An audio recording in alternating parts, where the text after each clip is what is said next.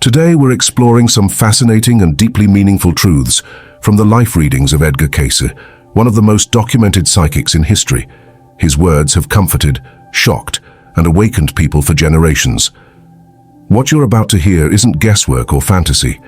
It's based on thousands of recorded sessions that reveal how souls, including yours and mine, may have carefully chosen the life we're living, even the hardest parts, for a much bigger purpose.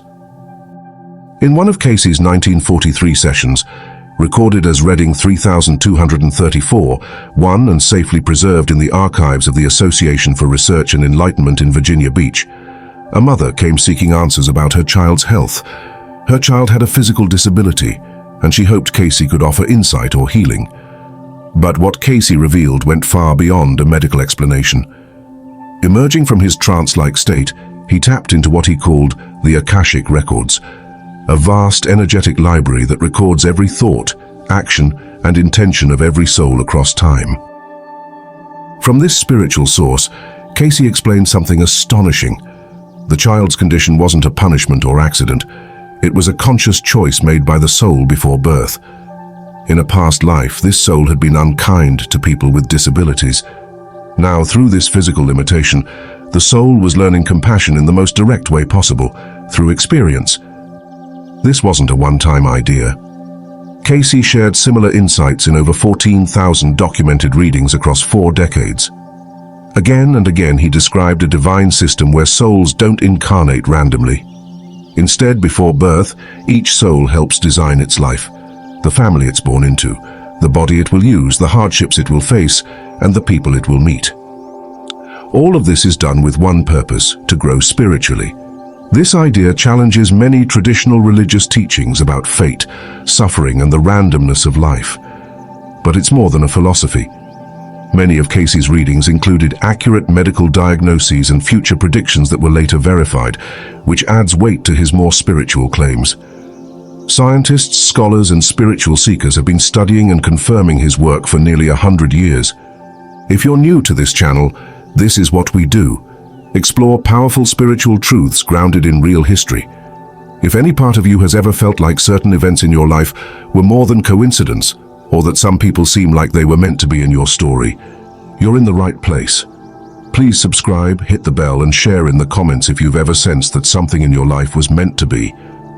We'll walk through 3 major revelations from Cayce's work, each one showing how souls play an active role in choosing their lives before birth.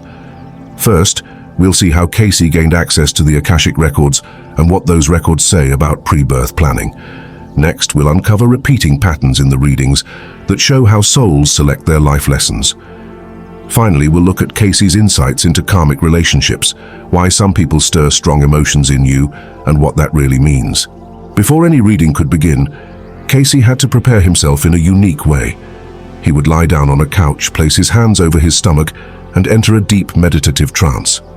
Once in this state, it was as if his consciousness left his physical body and connected to the Akashic records. During each session, his secretary, Gladys Davis Turner, would transcribe every word he spoke. This method built the largest and most consistent archive of psychic readings ever recorded. What's truly remarkable is that his explanations didn't change, no matter who was asking questions. Whether the reading was for a sick child, a struggling adult, or a curious researcher, Cayce described the same spiritual system. Souls are eternal. They reincarnate and they return to Earth with a specific plan for growth. In one of his earliest readings from 1925, reading 1361-8, Cayce said every soul enters the material world with intentions and needs to fulfill. This wasn't just poetic thought. It was described as a law of the universe, as real and reliable as gravity. Between lives, Cayce explained, our souls exist in a higher state of awareness. In that state, we review our past lives and look at the emotional, moral, and spiritual patterns we've created. Then, we select new life experiences that will challenge us to grow. According to reading 2628-9, each soul chooses the time, place, and circumstances that will offer the best opportunities for spiritual development. What seems random, an illness, a heartbreak, a failure, might actually be a carefully chosen lesson. But it gets even more fascinating. Souls don't make these choices alone. Cayce said that we often reincarnate with familiar souls, those we've known and loved or even clashed with before. In reading 1158-5, he explained that our most important relationships are part of what he called soul group links. These are spiritual companions who return again and again, taking on different roles in each life to help us grow. In some lifetimes you may have been the parent, in another the child. Sometimes you may be the one who hurts, other times the one who is hurt. But it's never about revenge. It's about understanding. It's about learning how it feels to walk in someone else's shoes. In reading 3491-7, Cayce said that what we do to others must eventually be done to us, not as punishment, but as a way to gain empathy and wisdom. People who learned about these patterns often found peace. Suddenly, painful relationships made more sense. They were no longer victims of fate. They were participants in a larger spiritual agreement. Reading 1436-3 put it this way: those who have been associated with the entity through the various experiences have been drawn together for a purpose. And there's more. Cayce's readings suggest that souls not only choose their relationships and challenges, but even their bodies, families, talents, and hometowns. Everything, from how you look to where you're born, may have been selected because it offered the ideal environment for your soul to evolve. So, the next time you face something hard, or you meet someone who challenges you deeply, pause for a moment. What if this was planned? What if it's not a punishment but a classroom? Cayce's work reminds us that life is not random. It's a sacred journey, created with love for the purpose of becoming more loving. And if that's true, then every part of your story, especially the hard parts, might be the most important lessons your soul came here to learn. According to readings 281-55, every soul looks for an earthly experience that will be more beneficial and hopeful. This indicates that your innate skills are instruments your soul has chosen to carry out its particular purpose in this life, not arbitrary genetic talents. The readings repeatedly demonstrate that souls frequently decide to take on limits, sicknesses, or impairments that compel them to acquire traits they did not previously possess. A soul that has to develop patience may decide to lead a life that involves prolonged recuperation from trauma. A soul that needs to grow in compassion may select situations that foster a strong sense of empathy for the suffering of others. The entity should locate in the current experience those things that provide for the harmonious functioning with those influences that have been and are a part of the entity's experience. According to Cayce's explanation in reading 3121, one on how souls balance their choices of obstacles with supportive factors. This demonstrates that your soul's planned contribution in this lifetime can be inferred from your hobbies, talents, and the things that give you energy. Here is the verified proof that this is more than just a lovely theory. There are many forecasts and insights in the Edgar Cayce readings that have been historically confirmed, indicating that Cayce was in fact getting accurate knowledge about past and future occurrences. His teachings on soul planning and rebirth are given legitimacy by these confirmations. According to reading 2941-85, which was delivered in 1932, China would eventually become the birthplace of Christianity. While this prediction seemed improbable at the time, many scholars today believe it could come true. Years before World War II really began, reading 3976, 15 correctly foresaw its commencement and conclusion. These recorded accuracy points imply that Cayce was using the same trustworthy source that gave him his validated prophecies and medical diagnoses when he explained the workings of prenatal soul planning. Here's what the readings tell us about finding your own soul agreements before birth, though. The readings constantly emphasize that anybody may access their soul's wisdom through dream work and meditation, even though most people lack Edgar Cayce's psychic talents. According to reading 2629, Cayce suggested particular methods for gaining access to your soul's memories and comprehending your pre-birth decisions. Dreams are the presentations of conditions, thoughts, and purposes as are held in the subconscious forces of the entity. In reading 1367, he recommended meditating every day with the goal of asking your higher self to disclose the spiritual meaning of your present situation. Additionally, according to the readings, your strongest emotional responses, both positive and negative, frequently suggest important karmic links. People that make you feel strongly are probably spirits you've interacted with in several lives. As stated in Reading 257:16, know that hate is sin, just as any other breaking of the law, but know that those who have caused or brought these conditions are giving thee the opportunity to work out thy salvation.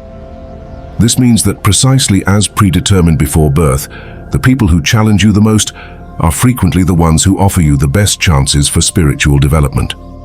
Cayce's interpretation of 1567 too changed our perspective on what life's purpose is. According to him, each soul has a soul mission, which is a special contribution to the spiritual development of humanity that only you can make. This isn't typically a high-profile position. Your goal could be as straightforward as cultivating integrity in commercial interactions or discovering unconditional love within your family. According to the readings, the main indicators of your soul's purpose are your innate abilities and passions. What your soul came here to do is typically in line with the pursuits that excite you and the causes that motivate you. Your impulsive passions frequently mirror your soul's intended function. As Reading 1947:3 explains, the entity finds self-drawn to those things that make for better relationships between individuals, groups, or nations. However, Cayce predicted the following outcomes when people became more aware of the realities of prenatal planning. According to Cayce's 1938 Reading 6023, soul planning would become widely accepted in the late 20th and early 21st centuries. He anticipated that this information would change how individuals approach parenting, relationships, job decisions, and personal struggles. According to the reading, society will move away from victim mentality and toward conscious spiritual development as more individuals come to see their life circumstances as intentionally chosen learning opportunities. As people realize that everyone is a soul on a learning journey, competition would give way to cooperation. This impending change is described in Reading 5748:6. There will be a seeking for those things that speak of the spirit rather than of the flesh. This implies a major change in human ideals from accumulating material possessions to pursuing spiritual growth. As we approach what Cayce called the new age of spiritual awakening, the documented rise of interest in reincarnation, soul purpose, and spiritual progress in recent decades seems to be exactly what he predicted would happen. The most profound realization from 40 years of recorded readings is this: realizing that you made the decision to live your life as you do now before birth does not imply that you should accept challenging circumstances without protest. Reading 2628:9 explains, "It is not all predetermined, for the entity, the soul, has its own free will to work in and through and by the applications of the tenets and truths that are held as ideals." Your soul didn't come into this life blindly. Long before you were born, it made conscious choices about your path, your family, your environment, and the key people you would meet. These core elements were carefully selected to support your spiritual growth. But even with that structure in place, the decisions you make every day still matter deeply. Your choices shape how well you understand the lessons meant for you and how fully you step into the purpose your soul came here to fulfill. Sometimes souls repeat the same patterns over several lifetimes because they resist facing the very challenges they once agreed to confront. Others, however, rise to those same challenges with courage and dedication, managing to grow so rapidly that they accomplish in one life what might have otherwise taken several. These individuals don't run from difficulty. They see it as a fast track to spiritual maturity. The core insight found in thousands of Edgar Cayce's readings is that your struggles are not meaningless. They are not random misfortunes or punishments. Instead, they are the very experiences your soul chose to help you grow. When you understand that your hardships are actually spiritual lessons handpicked by your soul, something profound shifts. The pain doesn't disappear, but it becomes purposeful. Suffering transforms into an opportunity for deep personal and spiritual evolution. One of Cayce's readings, number 115812, states, "Each soul enters seeking that it as a soul may become more and more aware of the divine that lies within." That awareness doesn't come through ease and comfort. It comes through lived experience, especially through the challenges you face with honesty and openness. When you stop running from hardship and start embracing it, you create space for that inner divinity to emerge and guide you. When this understanding is put into practice in your daily life, things start to make sense in a deeper spiritual way. The people who have hurt or betrayed you no longer seem like enemies. They become courageous souls who agreed at a higher level to play painful roles in your growth. The obstacles in your path begin to feel less like blocks and more like training grounds where you can practice patience, resilience, and unconditional love. Reading 1436:3 puts this into perspective. Those experiences that have been the most distressing when viewed from the angle of the soul's development will be seen to have been the most helpful. This doesn't mean your suffering isn't real. It simply means there's more to it than meets the eye. What feels like a setback might, from your soul's point of view, be the very thing that pushes you forward. People who begin to see life through this lens often report powerful changes. Their relationships become more compassionate. Their work begins to feel more meaningful. They stop seeing themselves as victims of fate and start recognizing their own strength. These individuals understand that they are not here by accident. They are strong souls who chose hard experiences on purpose because they were ready to transform them into wisdom. Cayce offered a simple but powerful daily practice to help you align with your soul's intention. In reading 262:15, he recommends beginning each day by asking yourself, how can I use today's experiences to develop the spiritual qualities my soul came here to learn? When you approach your day with this question, your ordinary struggles start to reveal extraordinary lessons. You begin to see patterns. You begin to grow in ways you never expected. Your dreams too can be a gateway into this deeper understanding. Cayce's readings suggest that dreams are often messages from your subconscious, offering insights into your karmic relationships and soul's journey. In reading 294:15, it says, the subconscious forces of the entity are constantly giving warnings, directions, and conditions to be met. Learning to pay attention to your dreams is like receiving nightly letters from your soul, full of guidance and truth. You can also discover clues about your soul's pre-birth planning by noticing the talents that come naturally to you and the interests that light you up. Often, the work that feels effortless and energizing is the very contribution your soul intended to make. Cayce echoes this in reading 349:12, reminding us not to judge people or ourselves by outward success, but to consider the deeper intentions and desires of the heart. Everyone you meet is a soul just like you, playing a role in a shared journey toward awakening. Cayce's readings also paint a much larger picture, one that includes not just individual souls, but humanity as a whole. In reading 5748:5, he explains that one of the major turning points in our collective spiritual evolution will come when more people begin to accept that they planned their lives before birth. As this awareness spreads, human consciousness begins to shift. We move away from fear and isolation and toward understanding and unity. This transformation isn't just personal, it has global implications. Cayce predicted that as people live from soul-level wisdom, massive changes will occur in the way we run businesses, govern communities, heal the sick, and educate the young. In reading 1152:111, he said, "For the knowledge of truth makes one free indeed." This freedom isn't political or financial, it's spiritual. It frees you from the narrow beliefs and judgments that block your connection to others and to the divine. It frees you from the fears that limit your growth and the illusions that separate you from your purpose. Eventually, Cayce believed that what we now call psychic or miraculous abilities would become natural outcomes of a more spiritually aware human consciousness. The visions and insights he accessed in deep trance might one day be accessible to all of us, through stillness, intention, and spiritual alignment. So what is the ultimate message from all these decades of soul readings? You are not here by chance. You are not a biological accident wandering through a meaningless life. You are an eternal soul, courageous and wise, who deliberately chose this lifetime with its unique set of joys and trials. You came not just to grow yourself, but to help awaken others. Every relationship, every struggle, and every gift you hold is part of your soul's plan. There are no accidents. Everything is designed to help you remember who you truly are and to deepen your ability to love without conditions.